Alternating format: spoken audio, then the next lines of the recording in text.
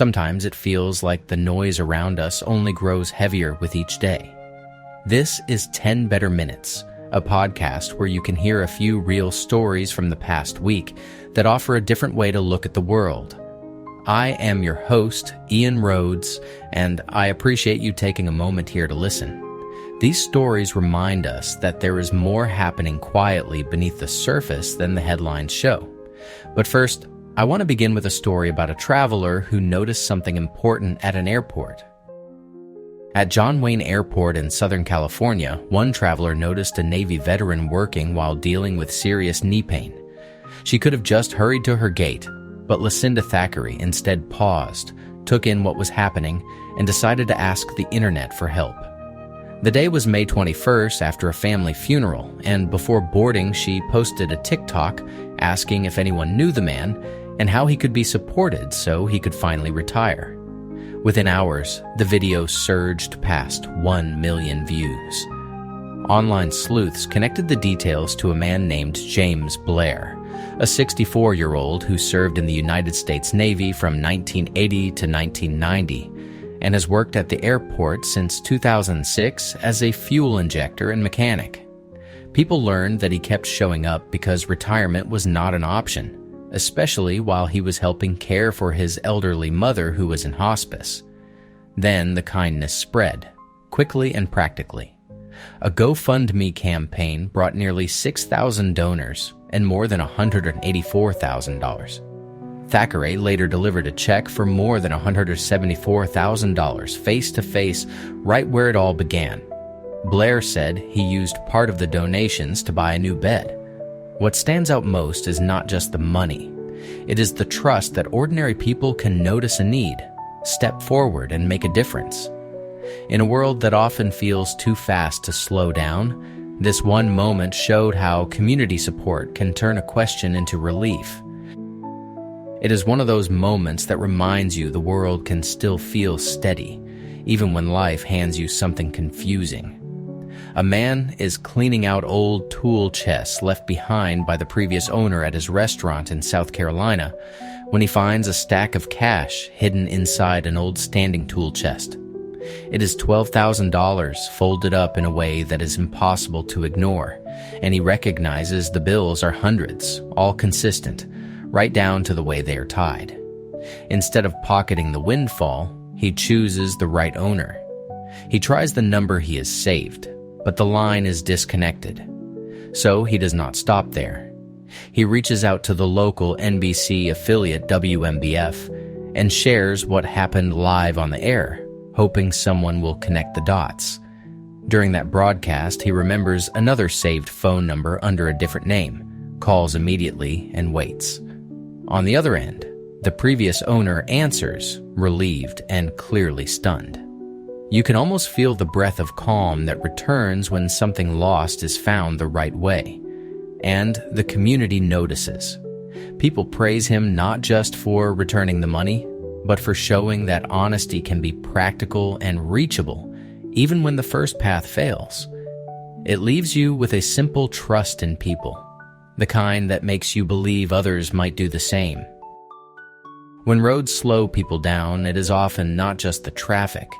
It is also the maze of getting problems seen and acted on. Here's a story about how one teenager made that maze easier to navigate.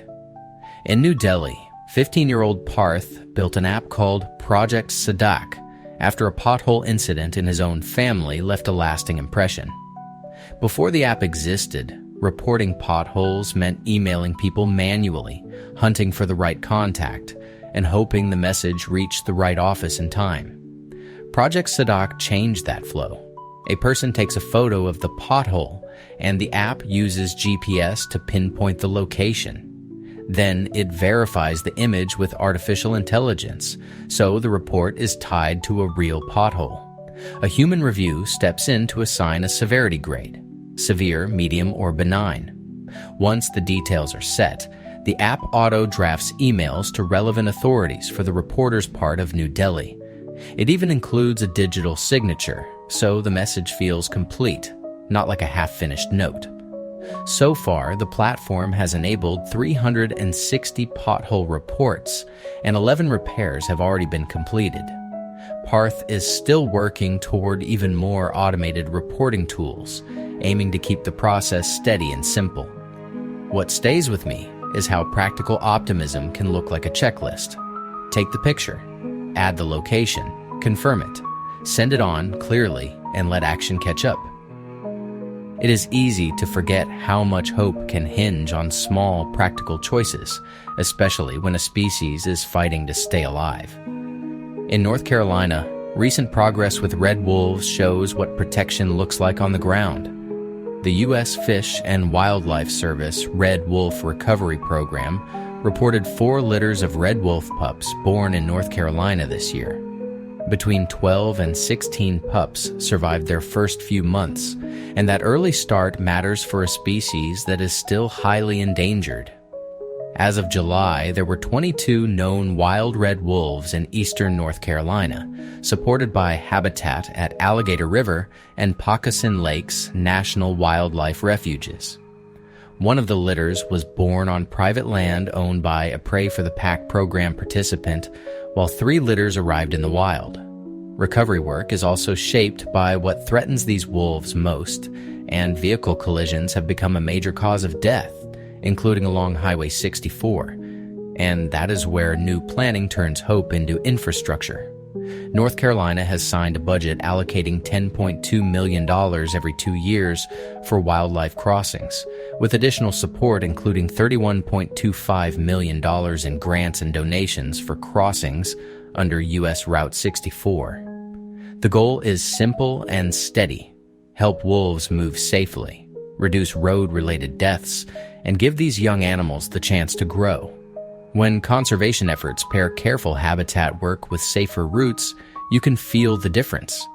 These pups are not a promise that everything will be easy, but they are a sign that recovery can build momentum. When you live in the Arctic, calm routines depend on knowing what is happening outside your door, even when that outside world is largely ice and weather. This story shows how a piece of smart technology can help people and polar bears share space with more care and less surprise. BearDar is an AI radar early warning system designed for polar bears. Developed by Polar Bears International with Spotter Global, it uses radars and cameras, then alerts nearby people if a bear is approaching. Its radar range reaches from a few hundred meters to about 1.2 kilometers, giving people a little time to confirm what is out there and respond appropriately. The artificial intelligence was trained to recognize polar bears using animal data from Assiniboine Conservancy Park in Winnipeg. In mid-2025, BearDar was deployed at the Environment and Climate Change Canada Weather Station in Eureka. Then, in May, the system detected a polar bear family, a mother with 2 cubs, moving toward the station. Instead of wondering and reacting in the moment, the station staff guided the bears back onto sea ice. They did not just send the animals away and call it a day either. They continued monitoring with the camera system so the situation could settle safely. What I find hopeful here is the idea that progress can be gentle. Tools like this do not replace respect for wildlife. They simply help communities notice sooner, stay steady, and choose a path where safety and conservation move together. As always, I have a wonderful tip for you to help with your mental reset and to make room for more joy in your day. Today's tip is about trying a quieter morning, not a headline-first start. Before you reach for your phone, take one small lap around your own attention. Let your eyes open to something softer than breaking news. Let your first moments be yours. Even if you cannot change your schedule, you can change the temperature of your start. Try this simple sequence. Sit up, take 3 slow breaths, and drink a few sips of water if you can. While your mind is still waking up gently, do one grounding thing that does not pull you into urgency. Open a window, wash your face, put on a familiar song, feel your feet on the floor. Then, when you are ready, choose what you want to know, instead of letting the day choose for you. Ask, What is one thing I can handle today? You are not ignoring the world. You are setting the order so you do not begin in reaction. Give yourself a calmer beginning and watch how the rest of the day follows your lead. Well, friends, we have reached the end of this episode of 10 Better Minutes. I hope it leaves you with that steadier feeling that kindness and decency are still happening, even when the loud parts of the world try to take up all the space. If you would like a few more grounded good news stories to carry with you, you can subscribe or follow. New episodes are posted every day, so you can come back for a small reset when your day starts to feel noisy. This is Ian Rhodes with 10 Better Minutes.